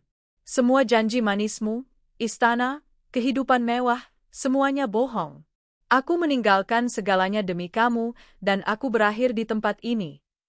Lalu kamu mau aku bagaimana? Balas Baskara, frustrasinya memuncak. Kamu pikir aku mau ini terjadi? Aku juga korban di sini. Aku kehilangan pekerjaanku, rumahku, kehormatanku. Kehormatanmu sudah hilang sejak kamu tidur dengan sahabat istrimu di belakang punggungnya, sergah Riana. Dan jangan sebut aku, korban MU. Aku meninggalkan suamiku yang mungkin mandul, tapi setidaknya dia pria baik. Aku menukar kehidupanku yang stabil demi dongeng darimu. Dan sekarang lihat, anakku harus tidur di lantai, makan mie instan. Dulu, dengan uang Arini, kamu bisa membelikannya mainan termahal. Sekarang, kamu bahkan tidak bisa membelikannya susu yang layak. Ucapan Riana tentang uang Arini menusuk tepat di egonya. Dan untuk pertama kalinya, Baskara menatap Reno yang tertidur dengan sorot mata yang berbeda. Bukan lagi sebagai pangeran kecil atau anak emas, tapi sebagai beban. Sebuah pengingat konstan akan kebohongannya dan sumber pengeluaran yang tidak bisa lagi ia penuhi. Sementara itu, di belahan lain kota Jakarta, suasana begitu kontras. Di puncak sebuah gedung pencakar langit, di dalam sebuah penthouse mewah dengan pemandangan kota 360 derajat, Arini sedang menemani Daffa tidur. Ruangan itu didesain minimalis namun elegan, dengan dinding kaca dari lantai ke langit-langit yang membuat gemerlap lampu kota terasa seperti permadani bintang. Keamanan gedung ini adalah yang terbaik, tidak ada yang bisa masuk tanpa izin akses berlapis. Ini adalah benteng barunya. Mama, kita akan tinggal di sini selamanya? Tanya Daffa, matanya sudah setengah terpejam. Arini tersenyum, mengelus rambut putranya. Untuk sekarang, iya, sayang. Ini rumah baru kita. Daffa suka? Suka. Seperti di rumah Iron Man, jawab Daffa polos. Arini tertawa kecil. Tidurlah, jagoan mama. Besok kita akan coba kolam renang di atap. Setelah Daffa tertidur lelap, Arini berjalan ke balkon. Angin malam menerpa wajahnya. Ia menatap hamparan lampu kota yang tak berujung di bawahnya. Ia tidak merasakan kemenangan yang meluap-luap. Yang ia rasakan adalah kelegaan, kedamaian. Ia telah memotong tumor ganas dari hidupnya, dan kini ia bisa bernapas lagi. Pindahnya bukanlah sebuah pelarian. Itu adalah langkah strategis. Ia tahu Baskara akan kembali ke rumah lama itu. Ia tidak ingin Daffa menyaksikan drama atau keributan apapun. Anaknya sudah cukup menderita. Ia ingin memulai lembaran baru di tempat yang bersih, tempat yang tidak ternoda oleh kenangan pengkhianatan. Ponselnya bergetar. Sebuah pesan dari Sarah. Bu, sesuai instruksi, nota internal mengenai pemecatan BPK Baskara dengan alasan penyelewengan dana sudah disebar ke semua rekanan utama dan asosiasi bisnis properti. Reputasinya di industri ini sudah efektif berakhir. Arini membaca pesan itu tanpa ekspresi. Ini adalah bagian dari rencananya yang tak terlihat. Ia tidak hanya mengambil aset Baskara, ia juga meracuni sumurnya. Ia memastikan Baskara tidak akan pernah bisa bangkit lagi di dunia yang pernah mereka kuasai bersama. Ini bukan sekadar balas dendam. Ini adalah sterilisasi. Memastikan parasit itu tidak akan pernah bisa kembali menginfeksi hidupnya atau hidup putranya. Ia menarik napas dalam-dalam, membiarkan angin malam membersihkan sisa-sisa kepahitan. Perangnya belum usai, proses perceraian masih berjalan. Tapi pertempuran utama telah ia menangkan. Kini, fokusnya hanya satu, membangun kembali kebahagiaan untuk dirinya dan Daffa. Keesokan paginya, di paviliun yang pengap, Baskara terbangun dengan sakit kepala dan perasaan hampa. Riana sudah bangun, duduk di sudut ruangan dengan tatapan kosong. Atmosfer di antara mereka begitu dingin. Dipenuhi oleh sisa-sisa arogansi, Baskara memutuskan untuk bertindak. Ia tidak bisa hanya duduk dan meratapi nasib. Aku akan cari kerja, katanya mantap. Aku punya pengalaman puluhan tahun. Aku direktur terbaik di bidangku. Tidak akan sulit mendapatkan pekerjaan baru. Ia mulai menelepon. Satu persatu, Ia menghubungi para headhunter yang dulu sering merayunya. Ia menghubungi mantan kolega yang kini menjadi petinggi di perusahaan lain. Ia menghubungi semua orang yang ia pikir akan menyambutnya dengan tangan terbuka. Responsnya selalu sama. "Oh, hai, Bas. Maaf, saat ini kami sedang tidak ada lowongan untuk level direksi." "Aduh, Bas. Timingnya kurang pas. Kami baru saja melakukan restrukturisasi." "Baskara?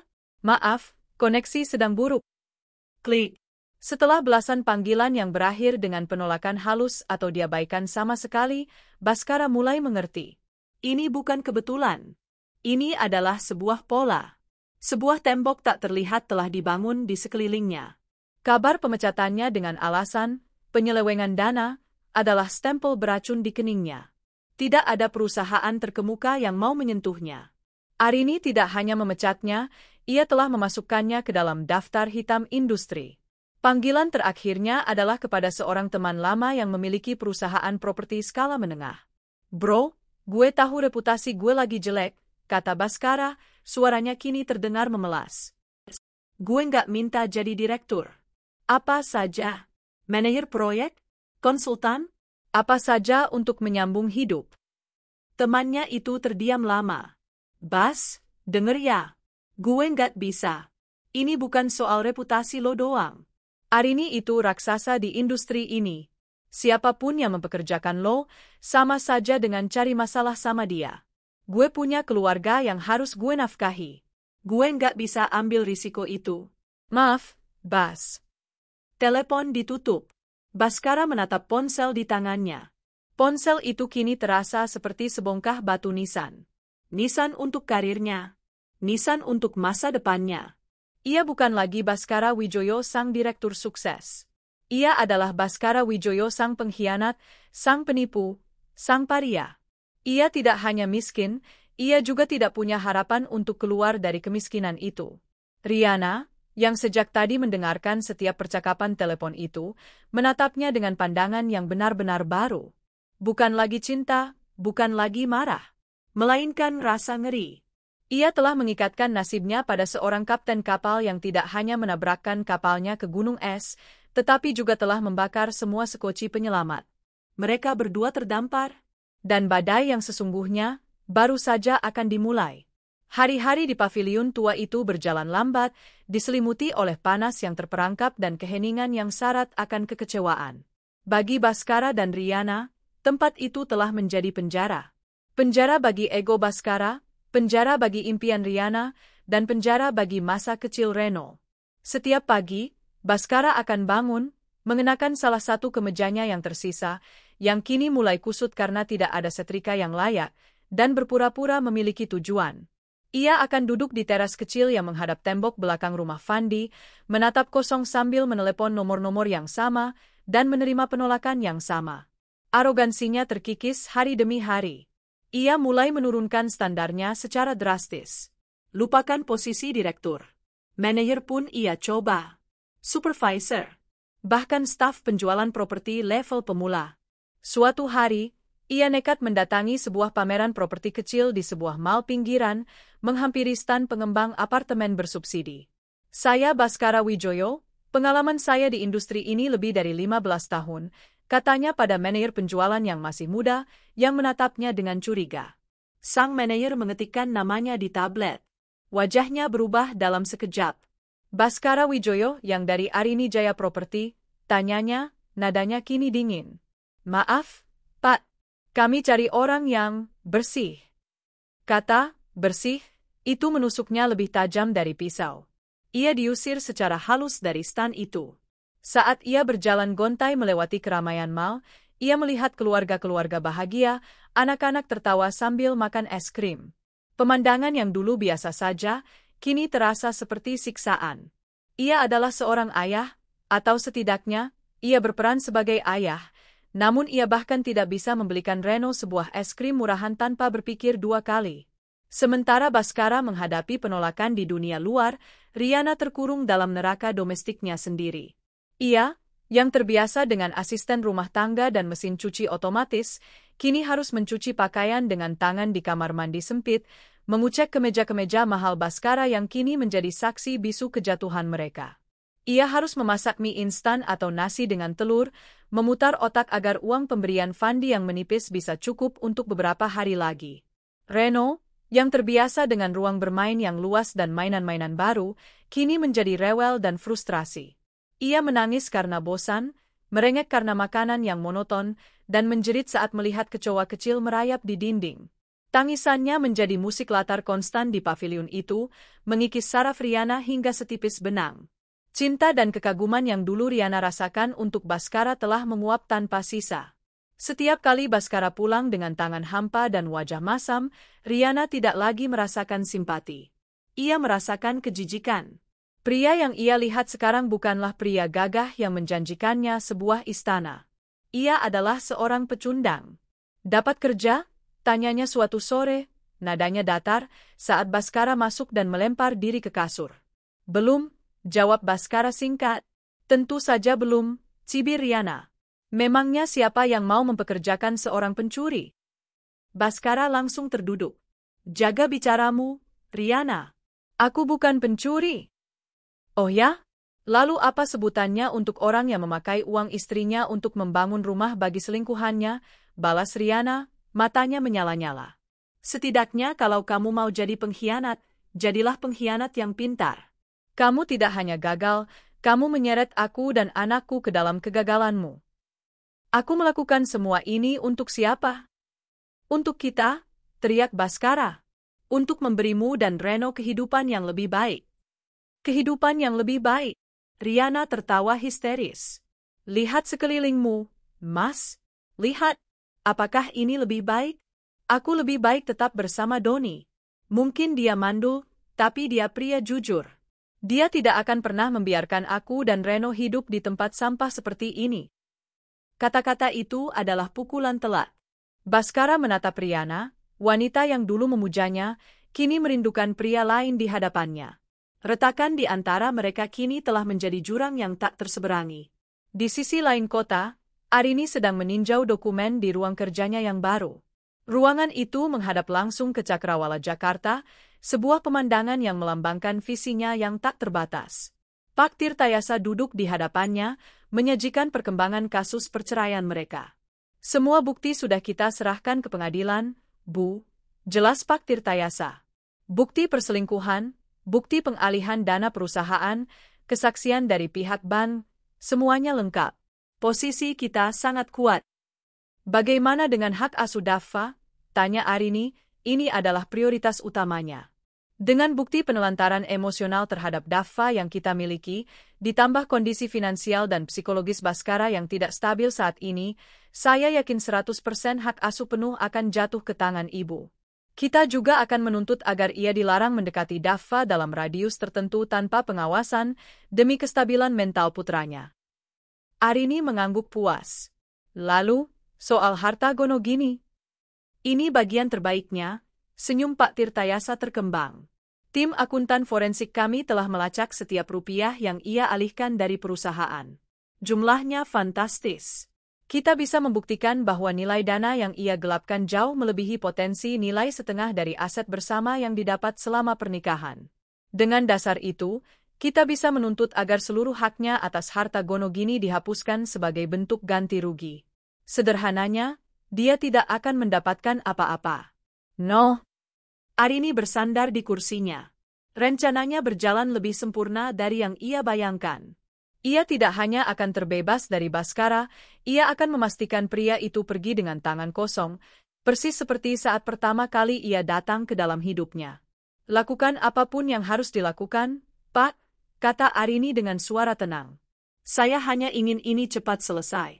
Saya ingin memulai hidup baru dengan putra saya, tanpa ada bayang-bayang masa lalu. Setelah Pak Tirtayasa pergi, Arini berjalan ke ruang keluarga. Daffa sedang bermain game konsole di televisi layar lebar, tertawa riang. Arini duduk di sampingnya, memeluknya dari belakang. Mama sayang Daffa, bisiknya. Daffa menoleh, tersenyum lebar. Daffa juga sayang Mama.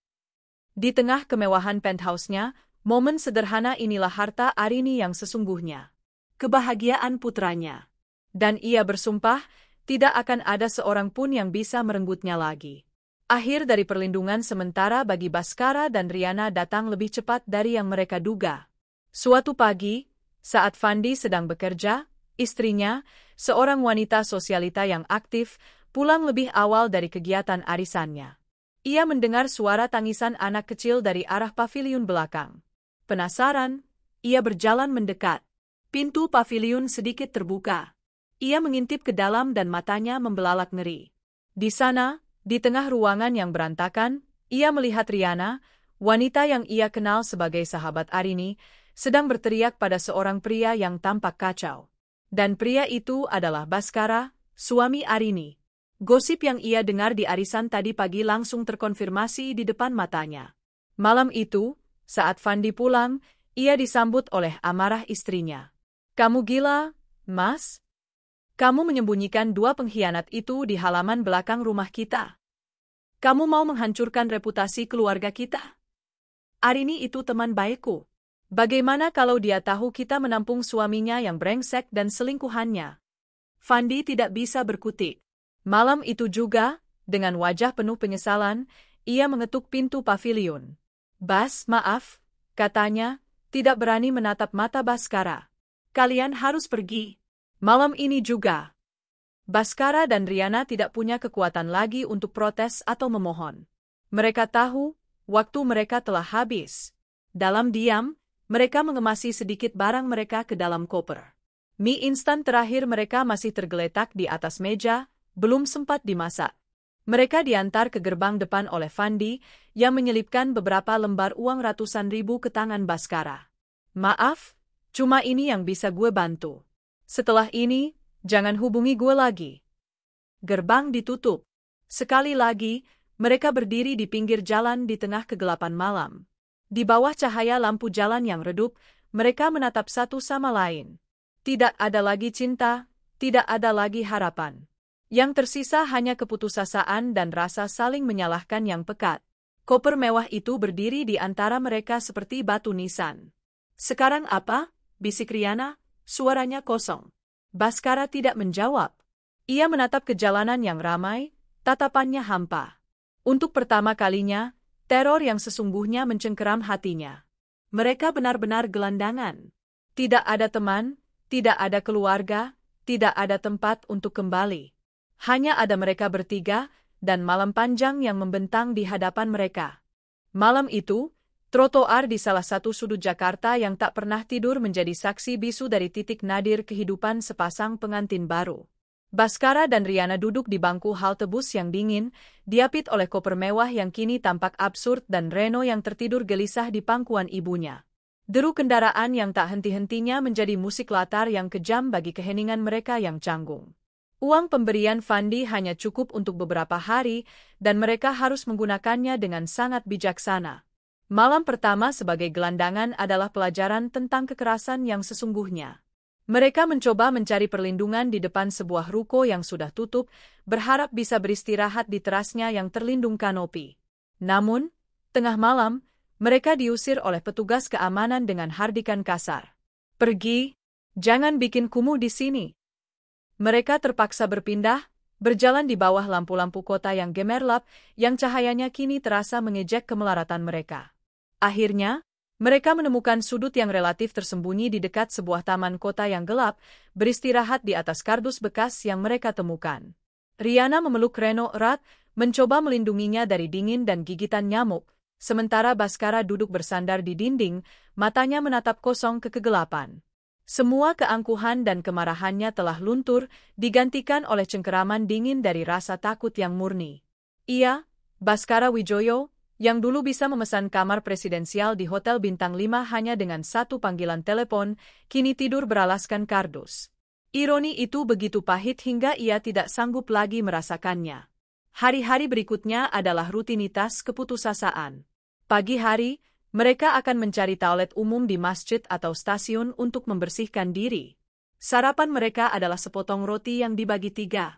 Siang hari, Riana akan mencoba menidurkan Reno di bawah rindangnya pohon di taman, sementara Bhaskara akan pergi dengan sisa-sisa harga dirinya, mencoba mencari pekerjaan serabutan, menjadi kuli panggul di pasar, membantu mencuci mobil, apa saja.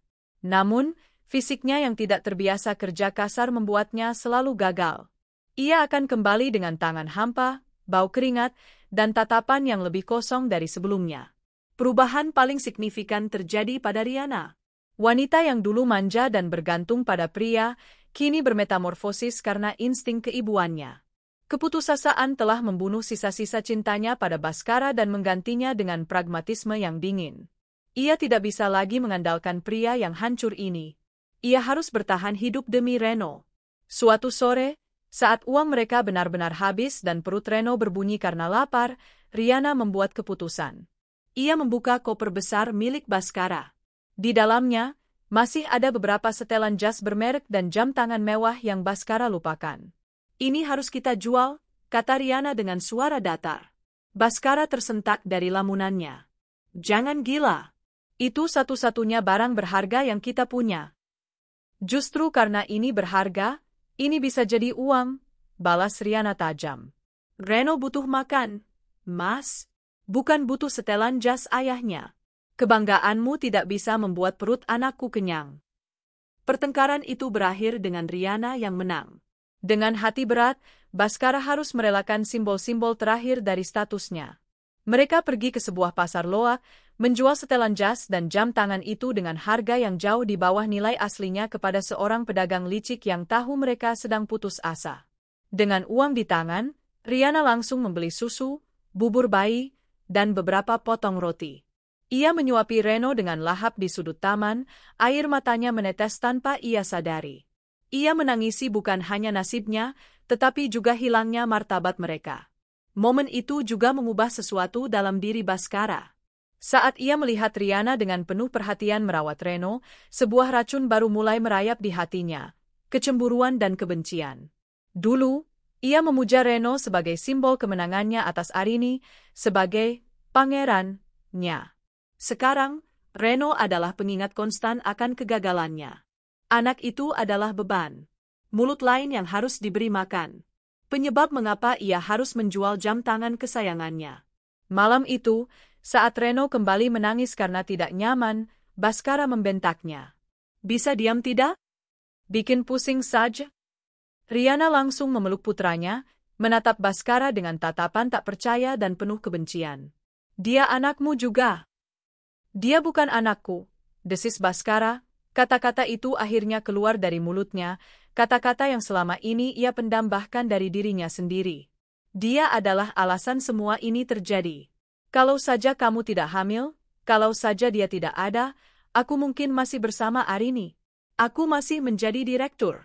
Aku masih punya segalanya. Dunia Riana runtuh untuk kedua kalinya. Pria yang memohon padanya untuk memiliki anak ini bersamanya, yang menjanjikan sebuah keluarga yang utuh, kini menyangkal darah dagingnya sendiri di tengah jalanan yang kotor. Itulah titik akhirnya.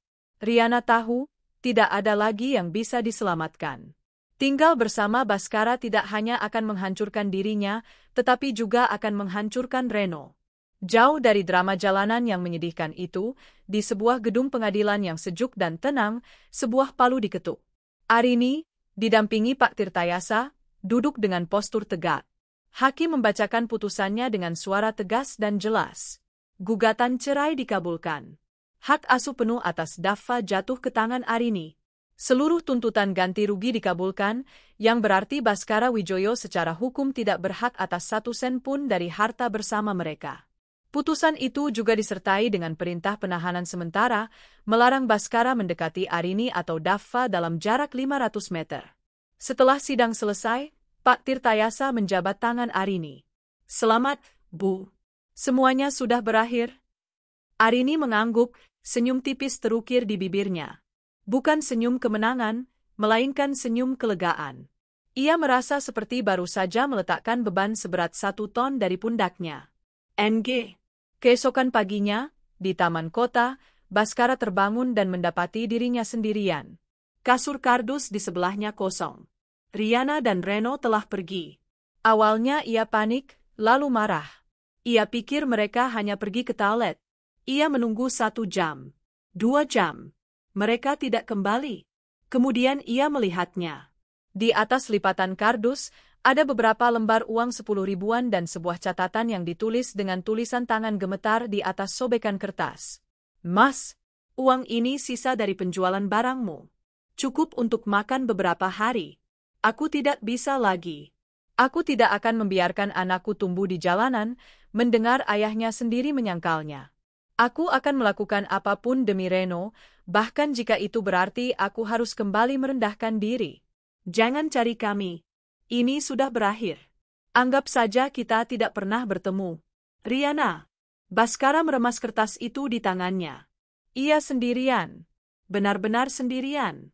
Ditinggalkan oleh istri pertama yang ia hianati, dan kini ditinggalkan oleh istri kedua yang ia seret ke dalam kehancuran. Ia tidak punya siapa-siapa. Tidak punya apa-apa.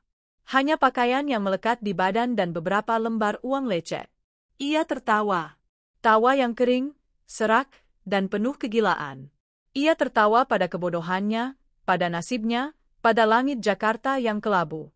Tawa itu perlahan berubah menjadi isak tangis yang pilu, tangisan seorang pria yang pernah memiliki dunia di telapak tangannya, dan kini bahkan tidak memiliki sepotong kardus untuk disebut rumah. Sementara itu, di sebuah terminal bus yang ramai, Riana menggendong Reno yang tertidur. Dengan sisa uang yang ia miliki, ia membeli tiket bus termurah. Tujuannya hanya satu, kembali ke kota kecil tempat orang tuanya tinggal. Ia tidak tahu apakah mereka akan menerimanya. Ia mungkin akan dicaci maki, dihina. Tapi di sana, setidaknya ada harapan akan sebuah atap di atas kepala dan semangkuk nasi hangat untuk putranya. 3 tahun kemudian.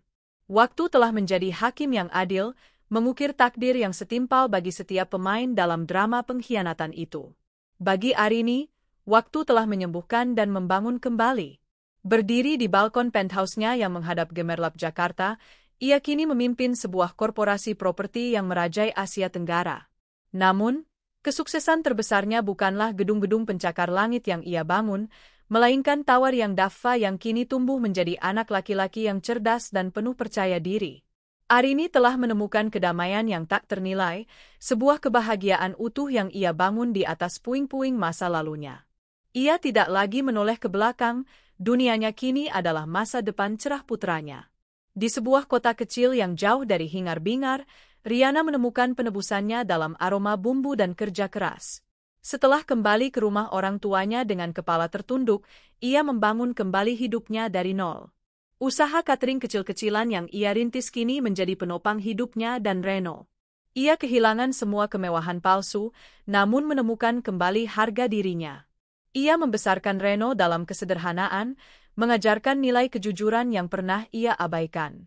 Anaknya mungkin tidak lagi dimanjakan dengan hadiah mahal, tapi ia mendapatkan sesuatu yang lebih berharga, kasih sayang tulus seorang ibu yang telah belajar dari kesalahannya.